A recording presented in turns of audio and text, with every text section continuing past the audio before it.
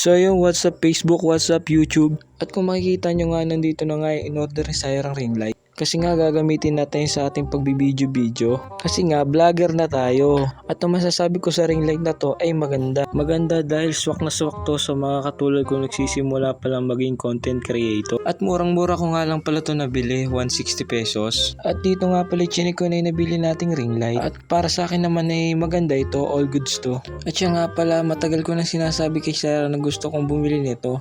Pero ngayon lang nabili kasi binabudget lang natin ang ating money. Wow, English money. Haha. At inuunti-unti ko na nga palang bumili ng kagamitan para sa pagbablog. Kasi nga pangarap ko talagang maging vlogger. Kasi nai-inspire ako sa mga vlogger na sikat katulad nila kong TV, Team Bugok, at iba pa. Kaya sinabi ko sa sarili ko na gusto kong maging katulad nila. At dito nga pala tinesting na natin kung nailaw yung ring light. At yun naman, okay naman, umilaw naman. Ha? Ano daw?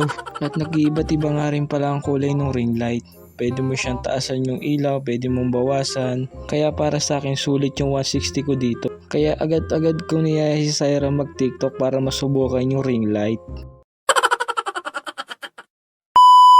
我姓石，无论何时与你相识我都值。我姓石，执笔写词犹如骏马在奔驰。我姓 You got that big, big bubble butt. Better keep my mouth shut. Got it going on, got it going on, got it going, got it going, got it going, got it going. When the pimp's in the crib, ma, drop it like it's hot.